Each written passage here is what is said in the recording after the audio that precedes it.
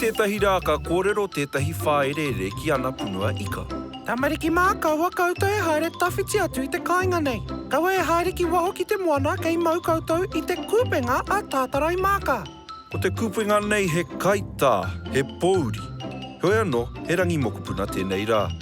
Ko tere te kārohirohi, ko tākoro hoki ngā punua ika. Ka mahu e katoa I a rātou ngā kōrero a tō rātou whaerere. Ka tawhiti kē rātou tō rātou kāinga.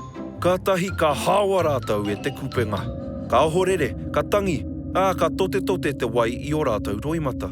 Ka rongoa tāne mahuta I te tangi a ngā punua ika, ka aroha atu ia ki a rātou. Ka kara whiua e ia te kūpenga nui ki te rangi, kia whēriko mai te kāhui. Ko matariki tērā, te toko whetu, ko tō heti, tō he tā, tupu anuku, tupu arangi, ko ururangi, ko waipunarangi. Ko te mea whakamutunga, māhau anō e whakaingoa I ngā wā ka moke koe.